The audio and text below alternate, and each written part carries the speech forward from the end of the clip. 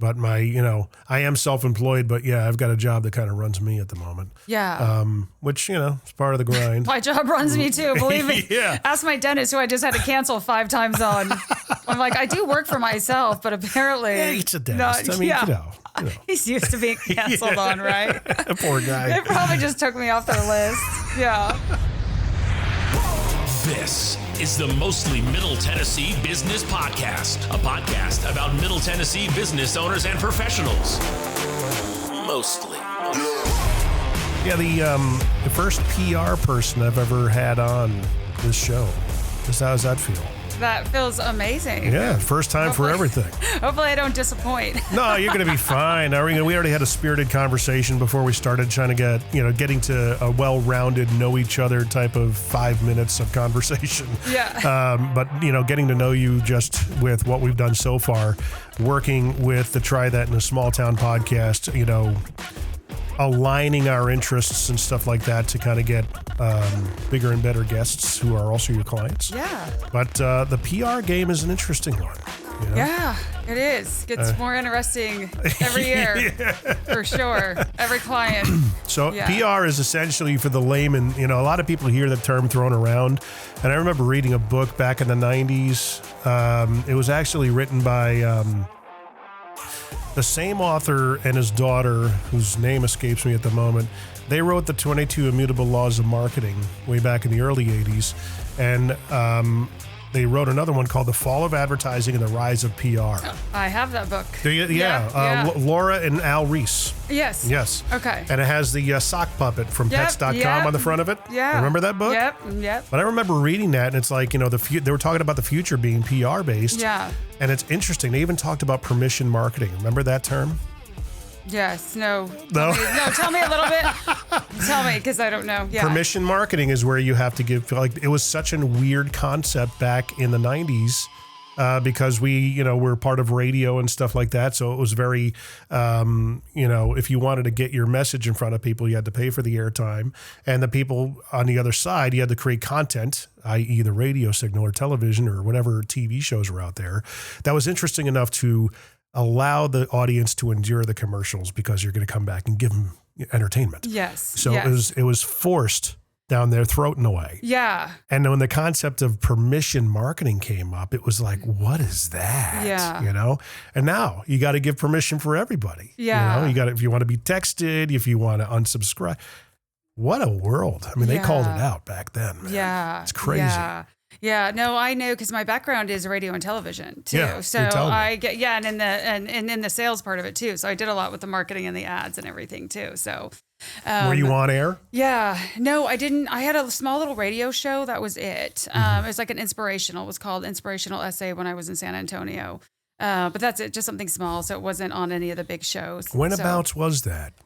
Oh gosh, a long time ago. When was it? I guess probably in between 97 and maybe 2005. Okay. Because I knew somebody that worked out there around that time. His name was Jack Landreth. He was a program director out there in San Antonio, I believe. Does that ring a bell? Okay.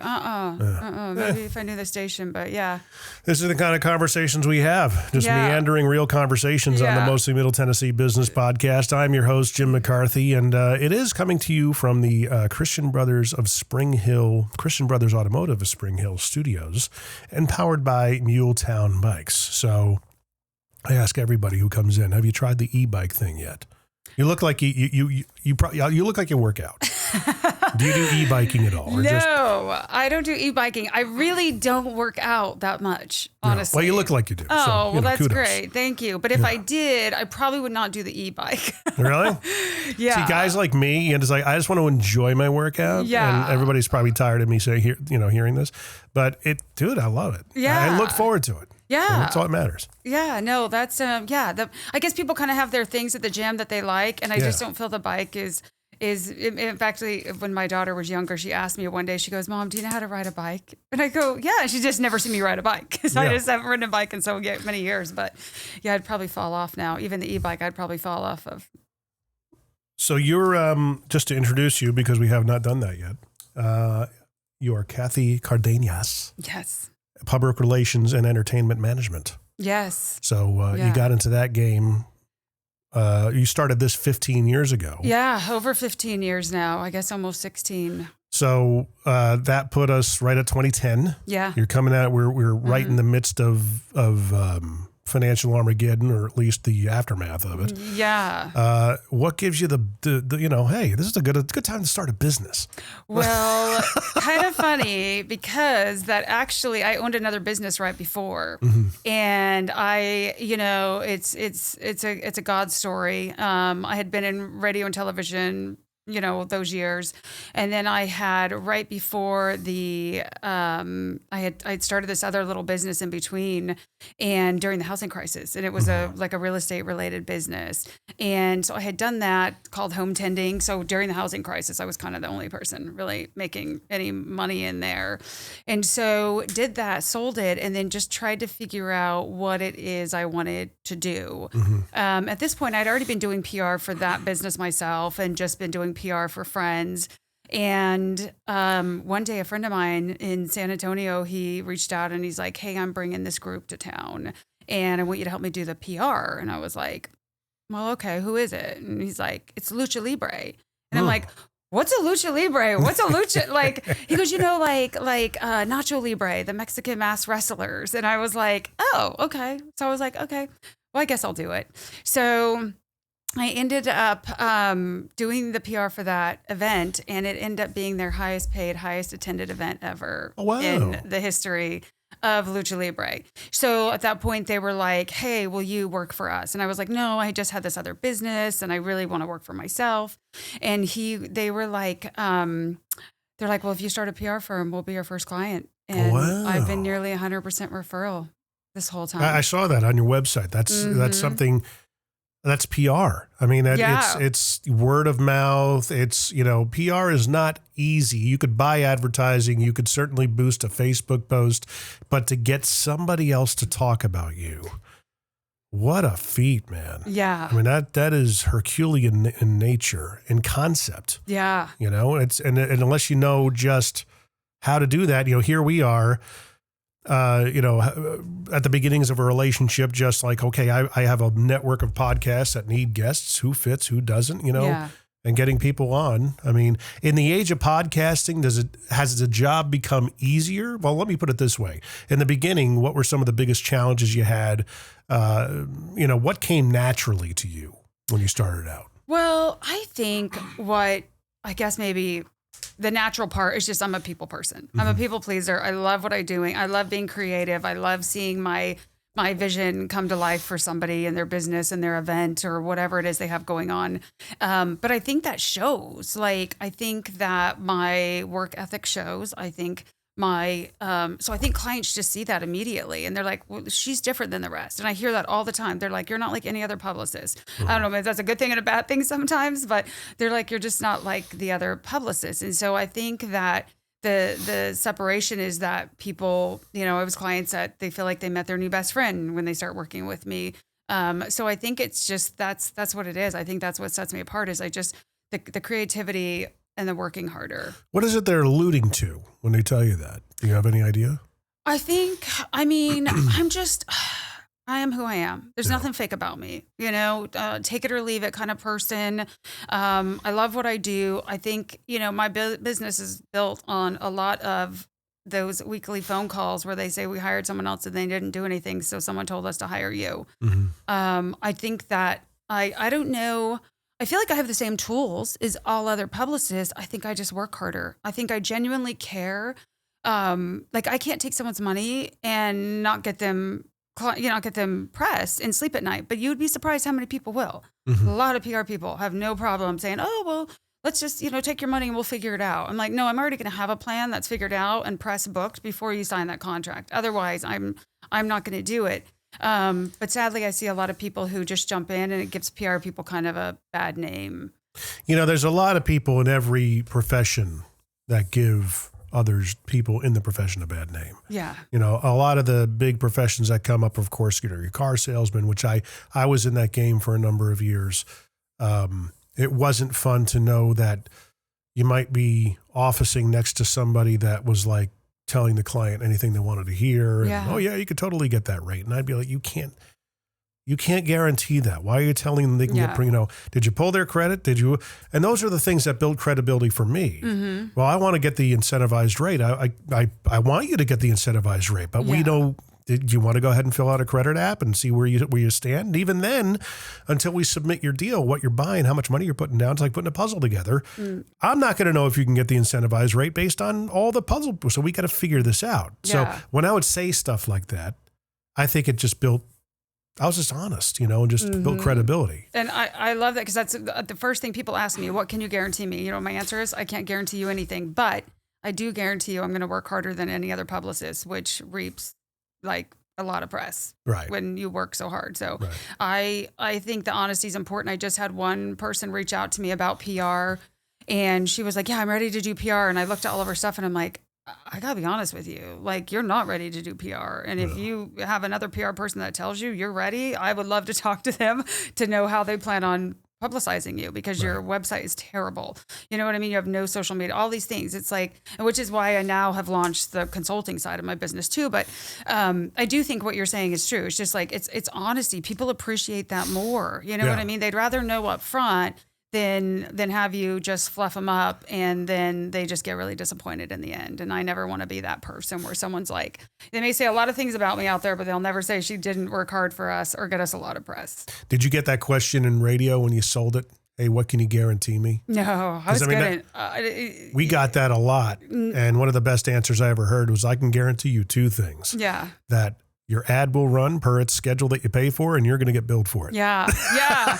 No, that's about it, man. Yeah. And I think back to radio time, I think that's where, and that's something, we can talk a little bit more about business relationships and where they're hurting nowadays. But I think back in the day, it was just, once again, people, like, I truly like people like me. I think my energy when I walk in the room changes everything for them. And so even back in radio, I miss my radio days. It was fun.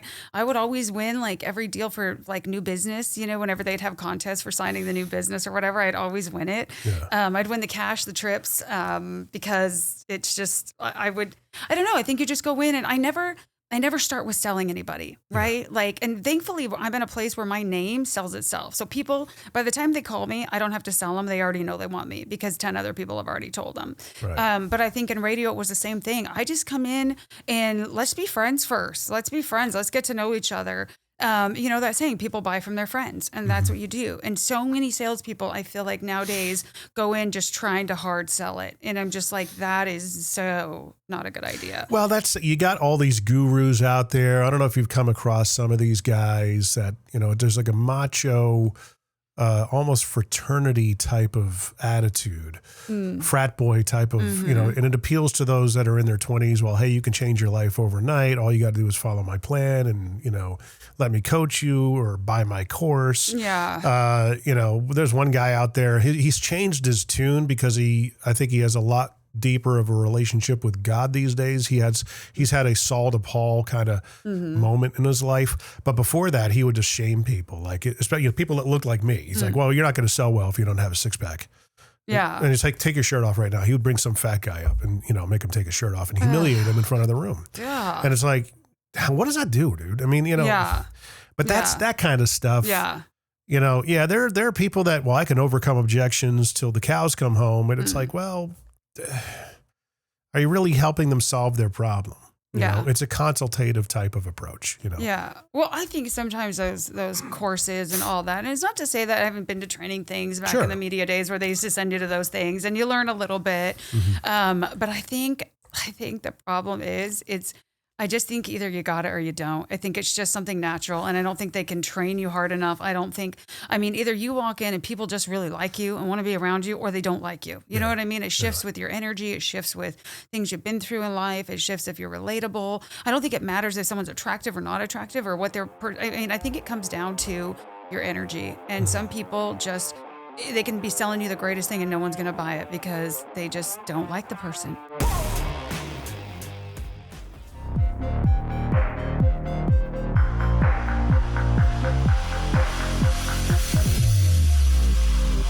Whatever you want to film, wherever you want to film it, we can film your show from just about anywhere.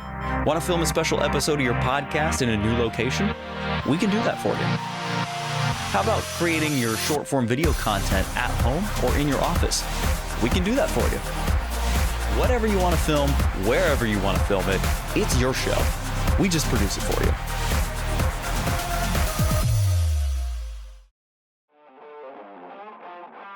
Would you say you're somebody who's constantly do you look at, whenever there's some sort of a conflict or maybe something didn't go right, do you look in the mirror first? Because that's what I do. I'm like, well, maybe it's me, and that's my first initial starting point in situations like that, because it helps me be more self-aware of how I come off. Yeah. I'm constantly analyzing that. I think because you're a good person, I think that says a lot about you. I can tell you I'm not. Well, so far, I think that says a lot about people, because some people don't care. They just don't care.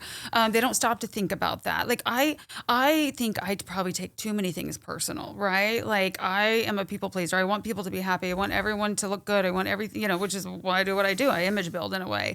So I think it's good to be able to, I just think that says a lot about your heart when you care enough to say, hey, what's going on? What happened? Some people are cold and they just move on and don't care. But isn't that kind of the nature of PR? I mean, there's an element of saying to your clients, well, hey, a lot of this is analyzing how you come off, being that you're in the public eye, or you at least want to be.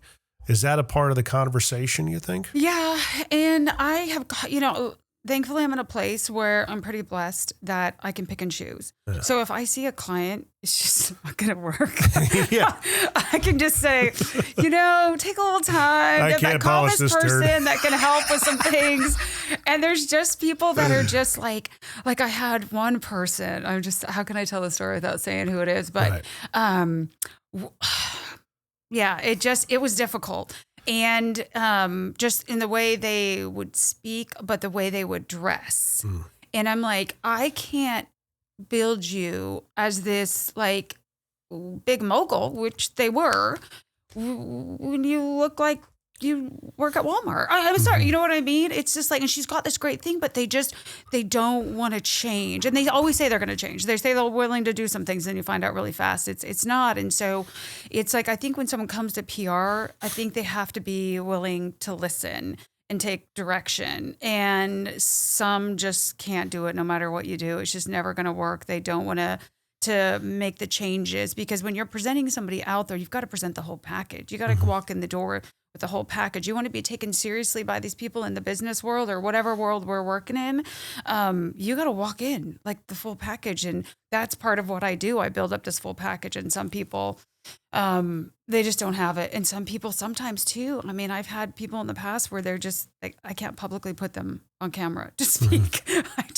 I can't. And that's where I just say no. I just say no in the beginning. That's what I think makes my reputation so good, is that I don't take on things that I know are not going to work. And then I have someone bad mouthing me at the end. You kind of have the Ferrari principle going for you. Yeah. Where they don't allow everybody to buy a brand new Ferrari. You have to earn it. Yeah. Did you know that? No, but I love it. Yeah. So if you ever get to the point, hey, I want to buy a Ferrari, you go to the dealership, you're like, yeah, that's nice. You got to buy a used one first. Yeah. And they're like, do you have any Lambos? Well, yeah. And then you'll never own a new Ferrari as long as you own that Lambo. Yeah. That's the lore behind that brand. Imagine being so big. Yeah, sure. We'd love to take $750,000 of your money, but not sure if you're really worth it yet. Yeah. Imagine having that kind of chutzpah. Yeah. And that, I've not heard that term, but I like it, because that's where I feel like sometimes. And I don't do it for me. It's I love what I do. I want to take on everyone. I want to help everyone, but I've learned, I've been doing this long enough that I'm realistic with it. What's going to work and what's not. Well, you're like any other business owner.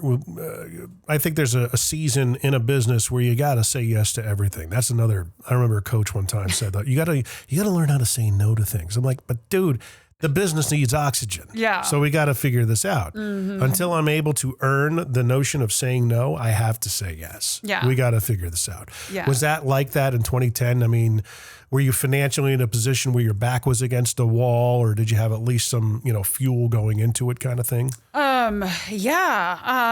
No, and in I did one of my Forbes articles about this, about how I built this business with nothing. That's what I tell people: when you start it with a service, you know what I mean, a consulting or something where you don't have to spend all this money. But I think in the beginning, absolutely, I took on people I would never take on now. But I still got them good results. I still got so it was.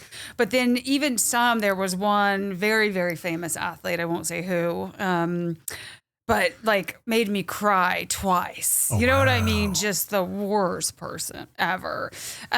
So it's like, now I'm just like, no, I won't. There was one, even there was somebody referred an NBA coach to me. I won't say obviously the one, but he calls me. It's a referral from another NBA guy. And he was like, he started talking to me within 15 minutes. It just started becoming really uncomfortable, and not in a creep way, just in this guy is a jerk. Like, I'm like, I don't want to work with this guy. This guy is making me miserable.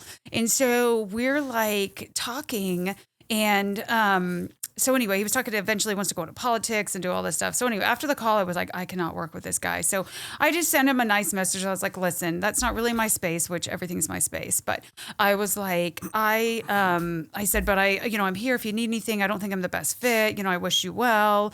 And then a week later, he got fired. Oh, wow. And I was like, okay, God, like God's just like, and it's taken me many years in my business. I mean, I always tell people I have a publicist too, and that's God, right? And it's God has really guided my business all these years. But there's been times where I've had to learn the hard way when he says, don't do it. And I do it anyway, and ends up being a mess. But that's a situation where it's like, I'm glad I went with my intuition on that. It was just like, no, I don't want this kind of clientele.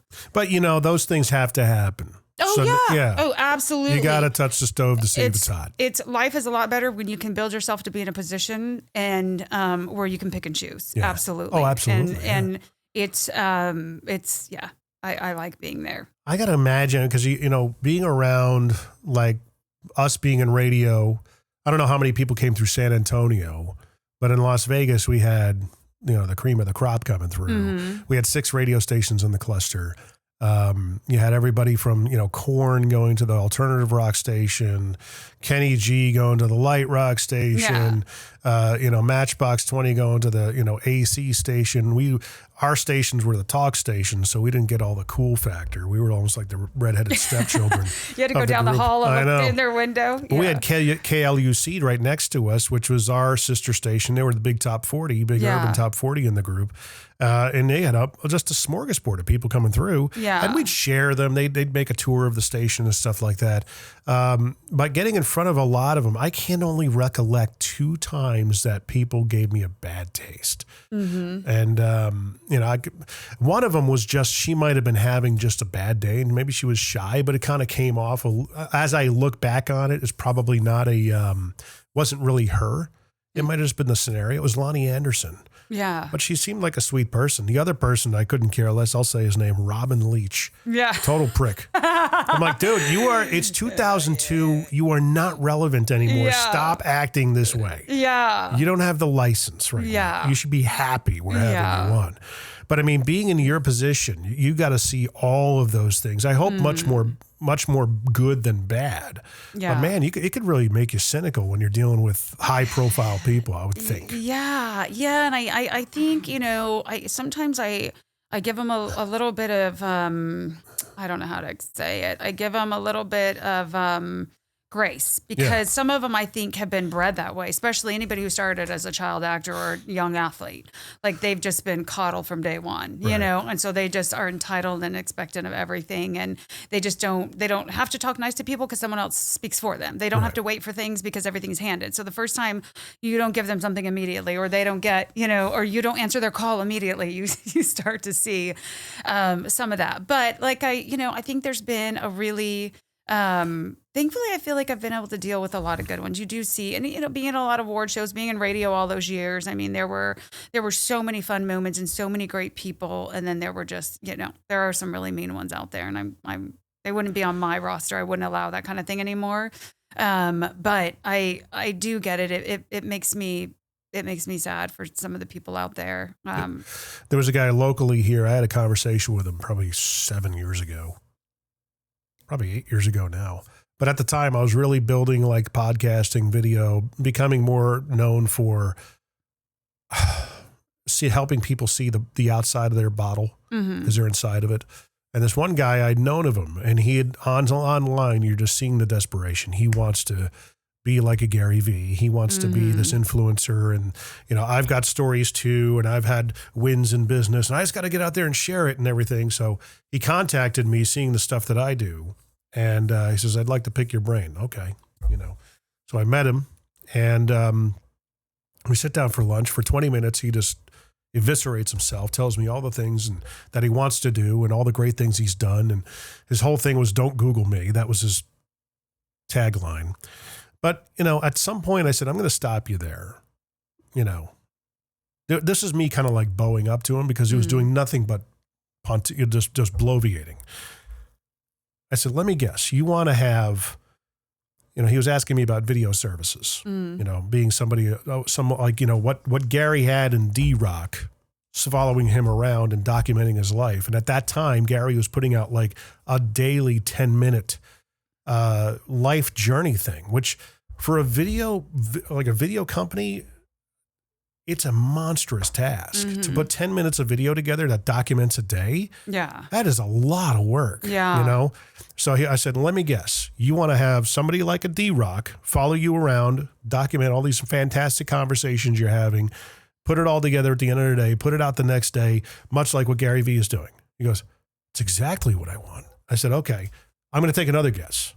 You want one person to do it and you're only going to pay him $60,000 a year. I'm first time I'm meeting this guy. Yeah. Talk about like, me. Okay. How do I come off? At this point, I didn't give a crap. Yeah. And I called him out on it. And he's like, well, this is exactly what I said. Dude, you're going to burn him out. You're looking for a unicorn. Yeah. And I told him what was what. And I said, look, you need to hire. I said, Gary is spending $2 to $3 million a year on not just the guy following him around. He's got another guy that's paying attention to what are the highlights. And then they're sending all the shit back to a freaking team in New York to process it. And then they got another team that's putting the titling on it and the graphics, all the things that go. And then another team deploys it the next day. Yeah. I said, is what you're wanting doable? Not at that level, not for what you want to pay. But I basically laid it out to him. I said, here's the solution. To the point where he did ask me, he's like, well, how do I get you? I said, start with more money. Yeah. I'm not sure if you can get me. I'm not even interested. Yeah. Because you're just going to be a pain in the butt. Yeah. Do you get that a lot? Can you pick like in the first 5 minutes, can you kind of detect? Yeah. I mean, luckily I think what helps is that it's referral based, which helps. So that people know what my rate is. And I just really do not waver on my rate very often anymore, unless it's something I really want to do or I believe whatever. That's just what it is. So I feel luckily going in, they already know what the price is for me, my starting retainers. Like, it's just like, so, but I still meet, I mean, for the very small opportunities where people do come to me through other things. I don't run into, I just don't put the prices. And I think that's when you built your name and your business where it's at, that people just don't balk at the price. They're just like, they don't. But Can you solve the problem? Yeah. And don't get me wrong. There's people that reach out to me through my website. They've seen me on something else and they want, and I just don't even, it's horrible. Sometimes I don't even reply back, or I just tell them I'm not taking new clients. Like right now, my roster is pretty full. Yeah. Because I just don't, I just know they can't afford it. So like these girls one time out of Utah, they're trying to make the moo-moo a new thing or whatever. And this was years ago during COVID. And again, during COVID, my business even tripled. But, and I was just like, I gotta be honest with you. Like, I can't really help you because there's nothing I can do with this, but I know they didn't have the money. You know what I mean? So sometimes I just can see it ahead of time. So right. Yeah. Does your garage door sound like this? If it does, it's screaming for help. Call Incredible Doors, 931-348-DOOR. We're making garage doors in Murray and Williamson counties work better and sound better. We just make them incredible again. Go to IncredibleDoors.com or call 931-348-DOOR. Follow us on Facebook for specials on maintenance visits, keypads, and other items. 931-348-DOOR. IncredibleDoors.com.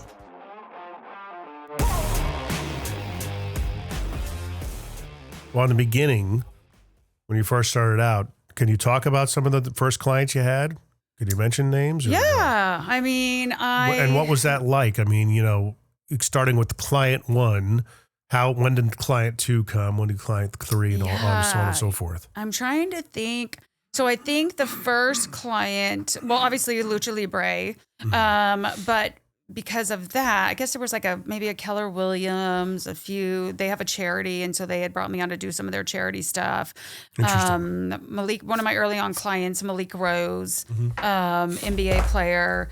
And then, but within 6 months, the other major wrestling group, TNA Wrestling, had heard about all the stuff with Lucha Libre. And they're like, we want to bring her on to help us do stuff. So they hired me for their San Antonio event, and that's when Hulk Hogan was part of that group. And so within 6 months of starting, I'm working with like Hulk Hogan too, and that whole group. He's a sweetheart. He was. I just posted, just losing him. I just posted a picture. Such a sweet guy. And gentle giant. Yeah, and when you talk about that, when you meet people and they're so kind, and he was one of those people, and he was so kind, and you know the difference when you meet some of these people and they're not. So he was just always kind to everyone, no ego. He came through in Vegas when they were promoting Brooks' career. Oh, okay. And he came into the studio. He had one of these handshakes that was like, I call it the dead fish, but I gave him grace because I'm like, dude, you're probably just in constant pain. Yeah. The last thing you want to do is, not only make it a litigious or a liability where you squeeze someone's hand, oh, you broke my hand, Yeah.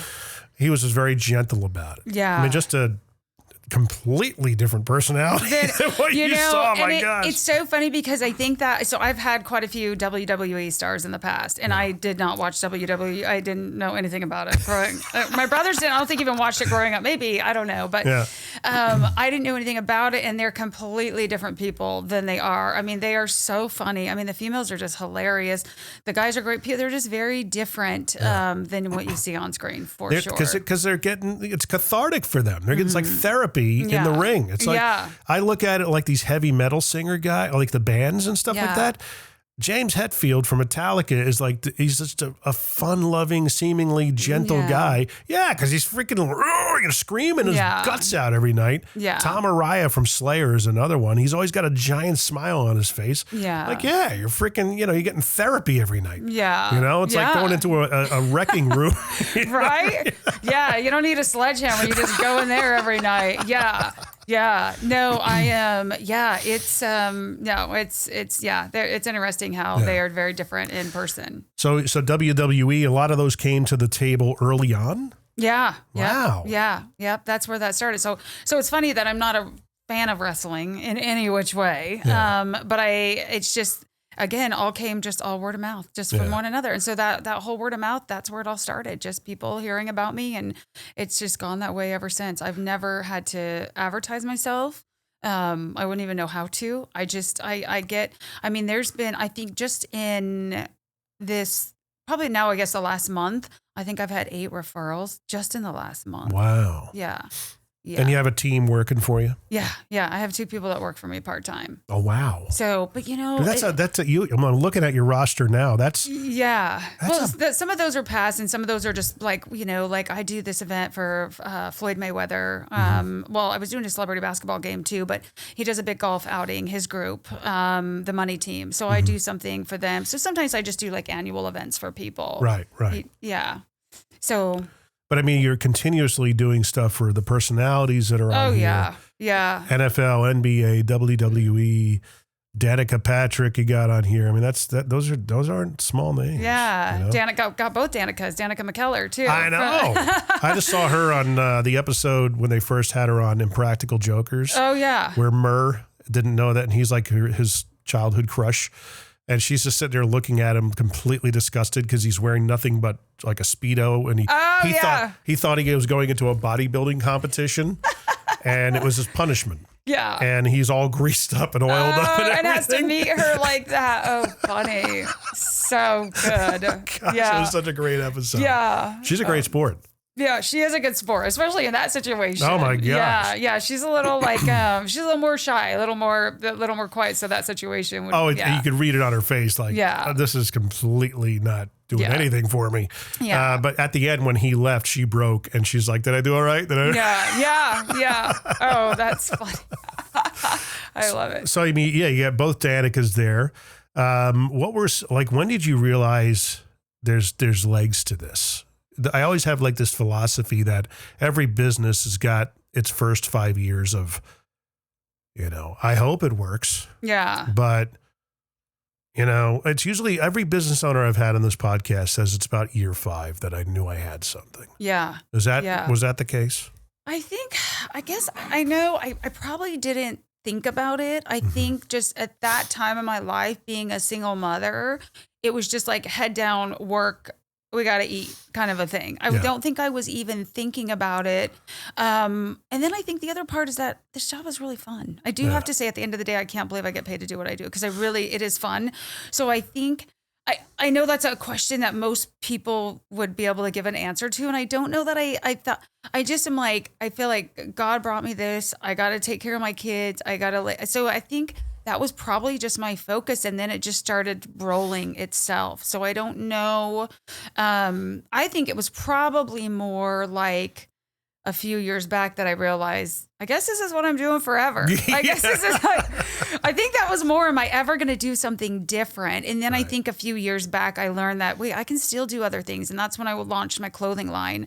That's when I launched my podcast. It was like, no, I think I can still do all of these things together. It's a blessing of working for yourself. So these other things I want to do, I guess I used to think that I'd have to quit one thing to do the next thing. And I'm like, well, just do them all and we'll just see how it all plays out.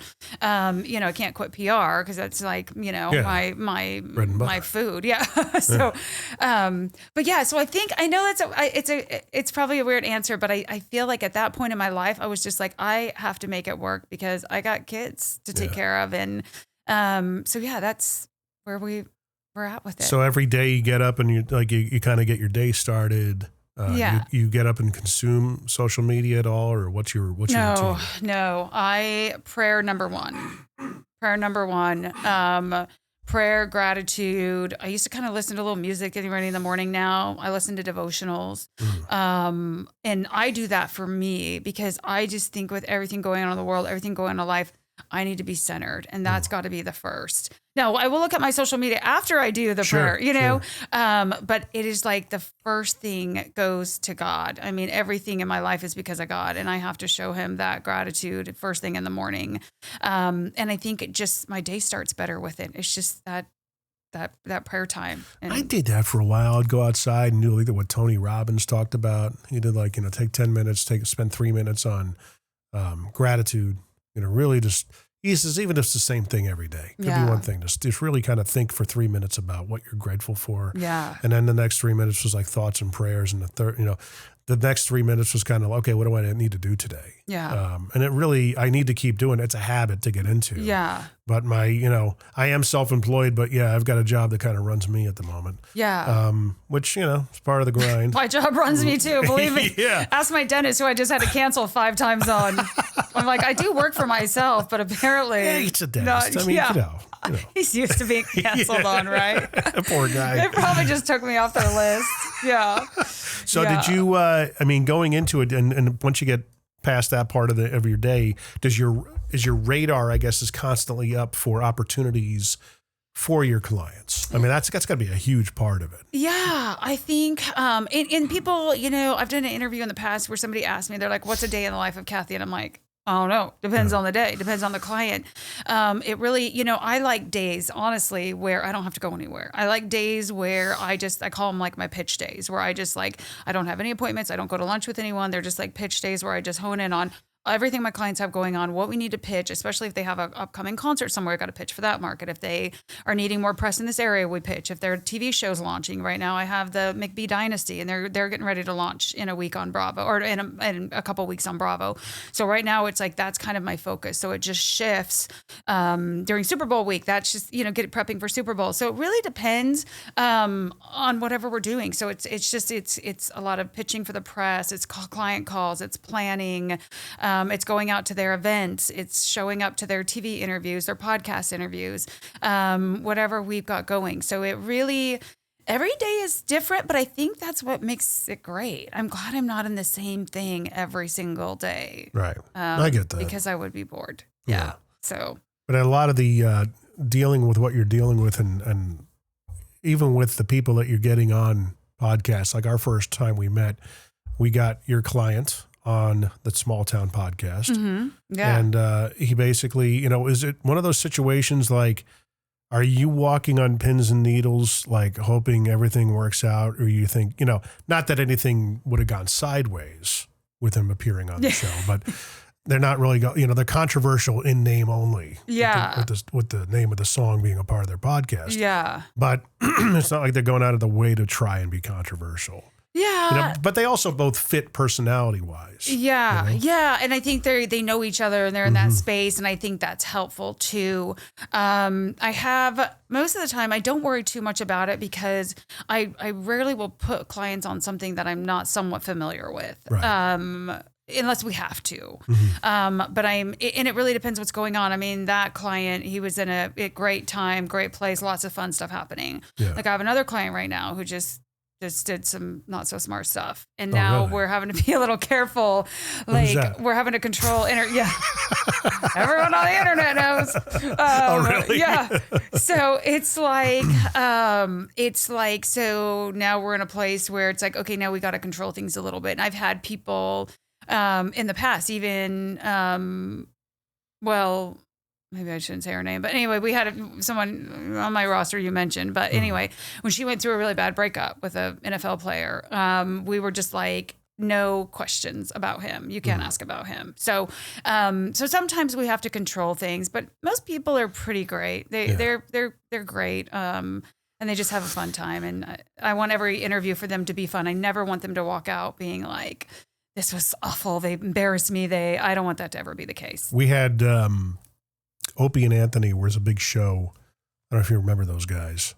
They were a syndicated show. Very, dare I say, Howard Stern-esque. Yeah. Kind of followed in his footsteps, but did it their own way. Yeah.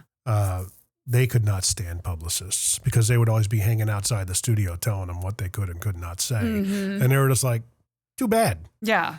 We're going to ask about this because that's what our audience expects. Yeah.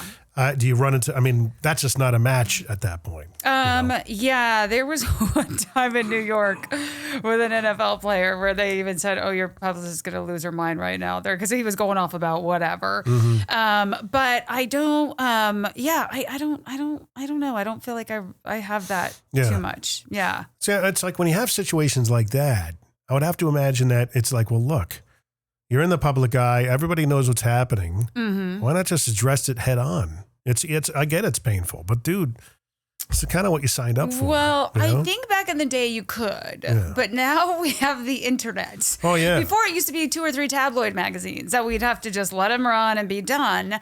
But now it's like every time you speak about something or you've got something coming out, or it's all going to come back up. The internet, I think, has changed that.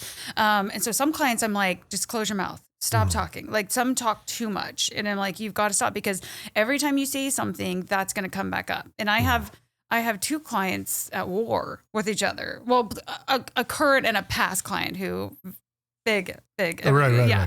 And I'm just like, I have to say that in one, do not bring up so-and-so in this interview because then that crazy one's it's like a ticking time bomb, that one. You know what I mean? He'll just start going and spewing whatever. And so sometimes there's reasons behind why I like to kind of control it just because it can cause just a it makes your job storm. a lot harder. Oh, a whole lot harder. I'm like, you don't know the amount of stress I'm going to have over the next few days because you asked a question I've told you not to. But one thing that I do think that I've earned in this business is respect. Yeah. And that's something I think I realized a few years ago. And so I think a lot of these hosts that I have really good relationships with them. And I also bring them really great guests, even if they're not my client, like I help get them guests. And I think that they would never want to mess that up. Right. I don't think they would ever piss me off because I won't bring them back. I won't bring them anyone again. And so I think that that's part of it, but I think that they respect me. I feel like especially in the sports world, like I always joke about Super Bowl or Radio Row, like I've earned my street cred there, right? Like just being that female in that male industry that is just really well respected because I work hard, I follow through, I go above and beyond for a lot of these shows and DJs, and so I think it's been a respect thing. So I don't worry too much. Yeah, and it's getting back to when you have those terse scenarios. I'm just a fan of leading into that kind of stuff. I did that when I was selling cars. Yeah. People would be like, well, you make, an extra couple of points on the financing. And I say, we do. Yeah. And you could see the wind just to completely be taken out of their sails. Yeah. And it's like, as soon as you leaned into it, you're just like, well, yeah, I mean, yeah, you gotta, it happened. I'm in the public eye, Yeah. Everything I said, you could pretty much take any other interview, but if you got a different question or want a different angle on it, or maybe go, that's an interesting, good question. Yeah. Ask me a good question about it. Don't ask me the same old crap. Yeah. So basically, yes, we have to do hard interviews sometimes, but I don't like to. So yeah. I prefer not to do them. They're not my favorite. It's like like to them, it's not a big deal because they're inside of it. They're dealing with it personally, and they know their own opinions and feelings about it. Yeah, you're the person that loves them that doesn't want to see them get hurt. Yeah, yes, exactly. Right. I'm their mom. That's what I always say. They call me mom sometimes, and it's so funny. And I'm like, it is my job to protect you. You know what I mean? Yes, you pay me for that, but that's my job. And it's like I don't want you looking bad out there because it makes me look bad. So we're in this together. And I think that's where clients love that. It's a partnership. It reminds me of, we brought up the 22 Immutable Laws of Marketing, the book earlier in the podcast. One of the laws is the law of candor. And they use it's a dated book, but all the concepts are very relevant. And they talked about back in the 80s, the Hertz and Avis battle.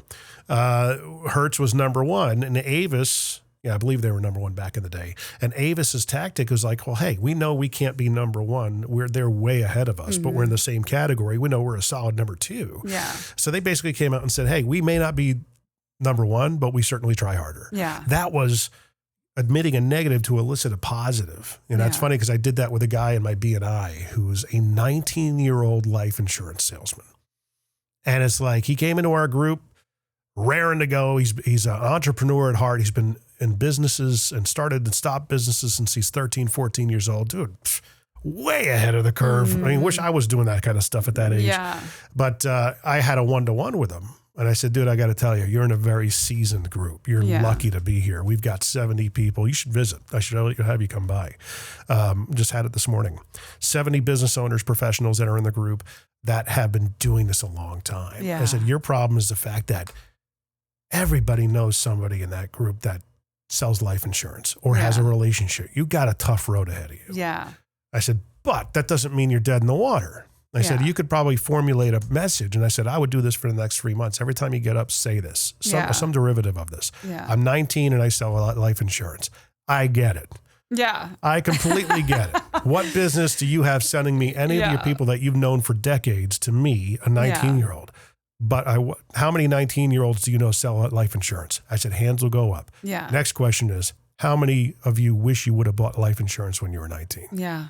I said, I guarantee you the whole room will put their hands up. I said, that's why I want to talk to your friends' kids. Yeah. Yeah. I love it. And he's like, and he tried it and it's working. Yeah. You know? I love it. Yeah. No, you got to be different. You got to be different. And however that looks, that's amazing. Yeah. So there's one of those little clarity moments where I'm like, but that's the answer. You know what I mean? It may be a negative, admit it, get it out in the open. Yeah. And move forward. Yeah. I don't know, for what it's worth. Yeah. No, I get it. So, I mean, where were some of the people, like, even on your present list? I mean, was there anybody where you were like, oh, I can't believe I'm working with this person. This is cool. Like, not like you can't be starstruck in your role, but there had to be somebody that made you go, wow. Yeah. You know? Probably. And I've had him 7 years. Probably Donovan McNabb. Oh, yeah. Yeah. Yeah, we've been together a long time.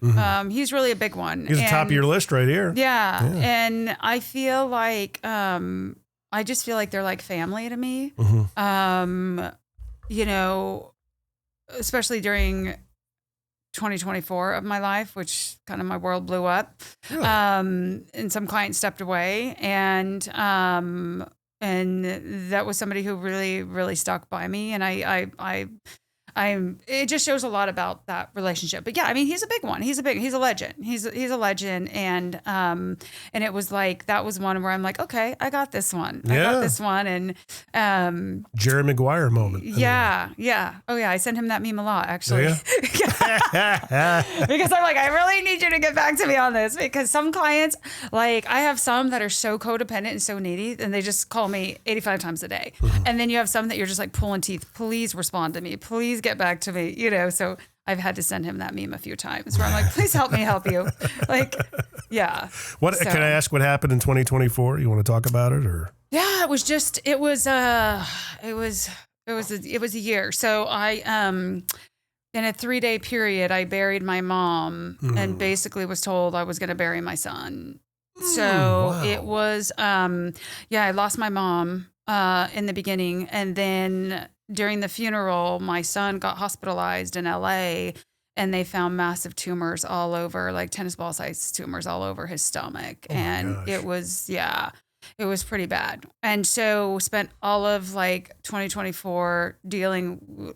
It's like, I don't think I even got to grieve my mom. You know what I mean? So 2024 was just consumed by a lot. So the whole rest of 2024, we had chemo, massive surgeries, just different things like that. And so, I mean, it was definitely a growth year for me. That's for sure. But I did have some clients that were like, "Oh, sorry, we're not getting the personal attention that we need." And I'm like, okay. Yeah. Sorry. I get it. But, something else needs my attention. And, it's so funny because I still think in 2024 overall, I landed 30 magazine covers still for clients. So I still feel like there was so much that happened, you know what I mean, in that year. But yeah, in those card moments, you find out who your people are. Yeah. And definitely learned who friends and family were at the time and who weren't. And, but I saw with some clients too. And it was just like, that's okay, because I offer something great to them. And if that's the kind of person they are, I'm glad God showed me that that's not somebody I want. I don't want to help feed your ego. You're not caring, Did you have any inclination about that prior to that? Did you kind of like, I've always had a feeling about the people who they showed you your colors. I think naturally for me, people come to me to have their ego boosted. That's what they are. I mean, I can't get mad when they get arrogant. You know what I mean? Right. I'm like, that's why they came to me, to like boost it, and I get some people just genuinely want it for whatever reasons.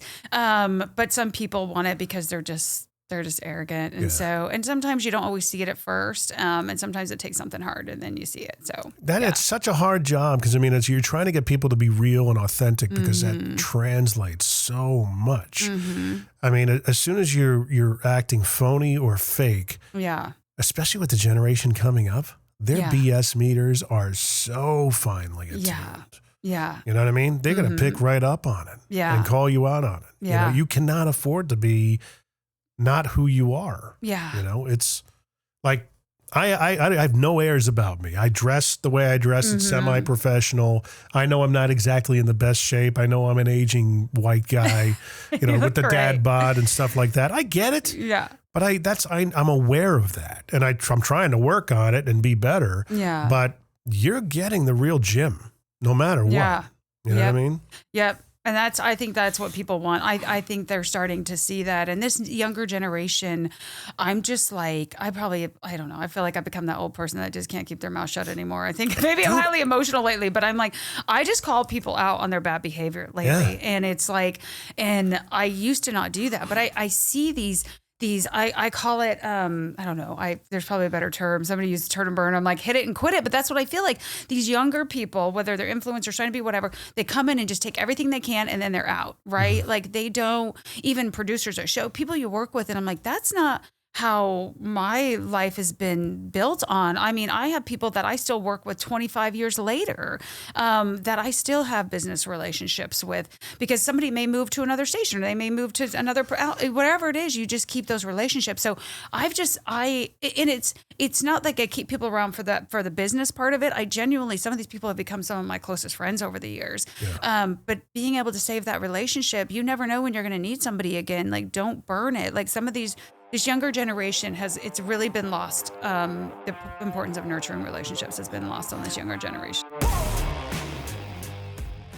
Hi, I'm Jason Miller. I'm the owner of Christian Brothers Automotive here in Spring Hill, Tennessee. We fix cars here, both European and domestic, from simple oil changes to complete engine rebuilds and replacements. Most important thing, though, is while you're waiting, we've got the best snack game in town, and we invite you to make yourself at home and get to know us, and we treat you like family. We're located right across the street from Walmart on Highway 31 right here in Spring Hill. Let us know that you heard about us on this ad, and we'll give you 10% off your next oil change.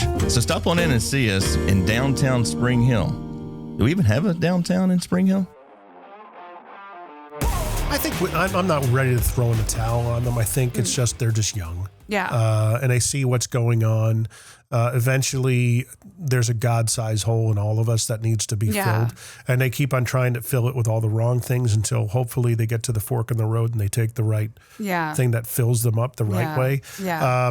I think that I think we might have all gone through that at some point. We're both Gen X.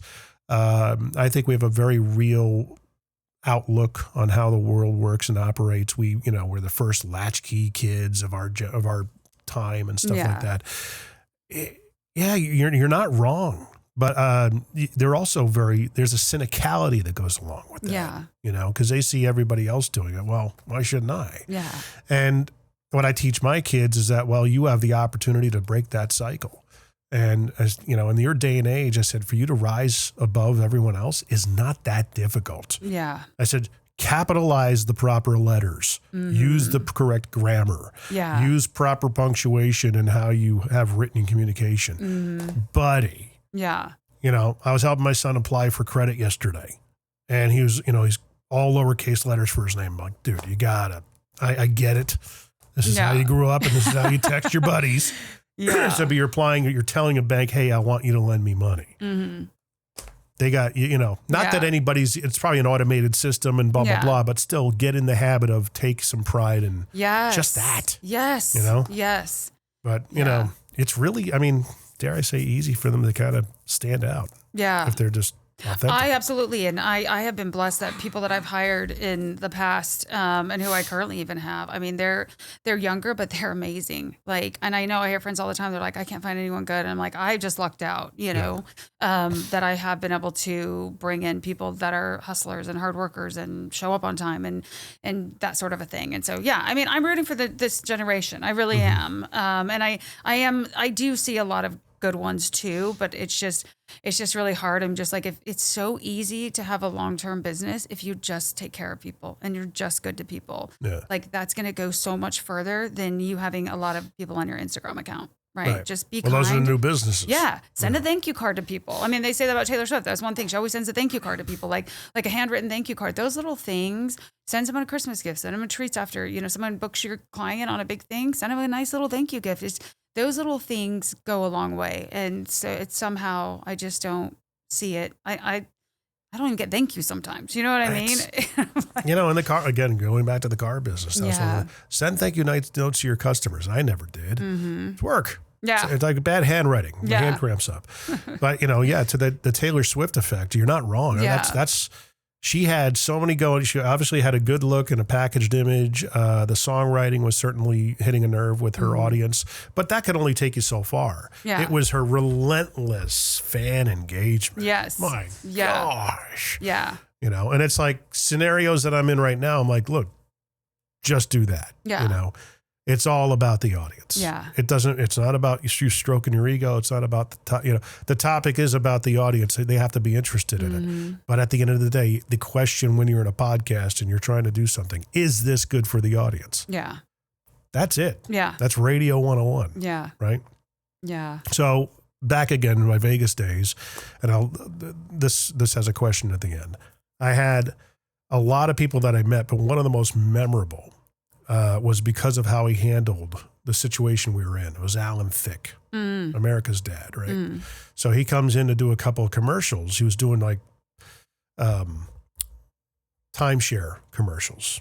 And he was like, hey, this is where I am in life, and this is what's going to pay the bills. So, okay, I'll sell some timeshares and put my personality on stuff for in Vegas and blah, blah, blah. So he had a crew that came in with him that were all aspiring actors and performers. And they were the biggest bunch of divas.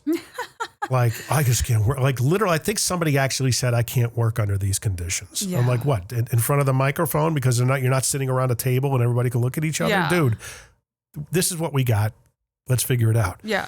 He comes in, no assumptions, no presumptions, no airs about him. He just grabbed he's like, oh, you're Jim. I'm Al. And I'm like, nice to meet you. And he reads through all of his stuff. We did some coaching. We went back and forth. Hey, take that line more time. And just a joy to work with. Like, he was just grateful to be there. Second time he had to show up to do some pickups. And the receptionist calls me. She's like, there's somebody down here it's Alan Thicke. So she was like completely starstruck. I'm like, oh, tell him I'll be right down. So I walk down and instantly, hey, Jim, hey, I appreciate that. Yeah. You don't have to do that. You know what I mean? Yeah. He remembered my name. Yeah. Coolest guy. Again, here I am regaling this story 20 years after the fact. Yeah. Just a cool dude. Yeah. Who was someone like that you met that just comes to mind? What a cool dude, cool person. Gosh, I know. It's like, I feel like I have a million people tell you. I think probably is, I think Chrissy Metz. You should probably just remember we met her at the, was it the Billboard Music Awards or something? She was there AMAs or something. And just the nicest person, just genuine. If you want to take a picture, anyone wants to take a picture. I think her, probably Chrissy Metz, and at that same show, you're gonna laugh, but this was the other person that's gonna shock everyone. I don't remember her name now. The Catch Me Outside girl. Bad baby or what? Right, what's something like that. So my daughter was with me at this show, and my daughter was freaking out. She's like, "Mom, that's her. That's the Catch Me." And she just gets this. People make her look so awful. Mm-hmm. She was so kind, so genuine, and there's some people who haven't been, like some of the Jonas Brothers. There was a guy who was just in a big movie that was just filmed here. Mm-hmm. Awful guy. Awful. It's really? I'm like, you're not even that important and you act like that. Yeah. But I think that Chrissy Metz was really nice. And that girl, that's the whoever, the Catch Me Outside girl.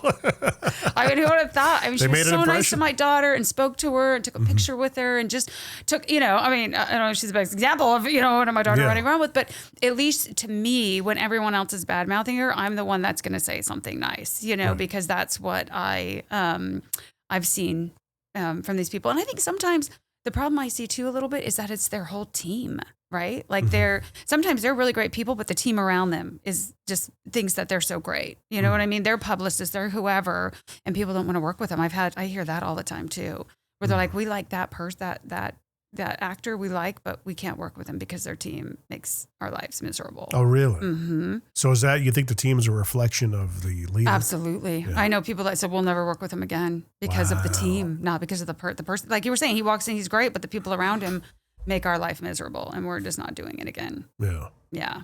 That's a thing. Not with me, though. Everyone likes me. No, just kidding. Yeah, well, I'm just kidding. I try to be the nice publicist. Sometimes I'm probably too nice and spend too much time talking to my clients. Probably like, let's go. But yeah. Well, where do you go from here? What do you want to do? And, anything you want to put out there and ask the audience in a way? Or? Yeah, just, how can they help you? Yeah, just, if you're a publicist out there, just keep going. It's, it's worth it. Mm-hmm. I have a clothing line. It's an inspirational clothing line that gives back to a couple different charities, and, go support that. It's called Hope Wear Clothing. Mm-hmm. And I named it after my daughter, whose name is Hope. And then I have a podcast called Grace Begins. So it's a faith-based podcast. It's about spiritual comeback stories. So just stories of where people just really, really went, sideways and then just found God, found God's grace on their journey. And so anyway, so that's something to check out too. And your son, how's he doing? He's good. He's good now. Good. Yeah. cancer-free at the end fantastic. of, So we praise God on that. That was a miracle year for sure. Lots of ways. Yeah. Well, there you go. As always, the information will be in the details section, the description, so to speak. CathyCardenas.com is the website. Everything else linked there as well? Yeah. And on the website, you can read, we're just adding up the consulting page. That was something I just launched earlier this year because I've run into a lot of businesses that are not ready for PR yet, but they're not, they have to start with a website. They have to start. Yeah. So now I just do an hourly rate where somebody's not they're not ready for PR, but they need help with their social media, their website, their branding, their logo. So we help with all of that now too. So we're kind of both steps for people. Nice. Yeah. Very cool. All that and more can be found in the description. As always, mmtbp.com. Really long name for a podcast, so I truncated it down to a website. You can go to the Mostly Middle Tennessee Business Podcast.com if you feel like typing all that out, but I made it so it's easy. mmtbp.com. If you want to listen to any other episodes, share it out with somebody who you think might get some value out of this. And of course, apply to be on the show. The application's right there. We'll check all those fun things out. Cathy, what an awesome conversation. Thanks for coming on. Thanks for having me. It was fun. Absolutely.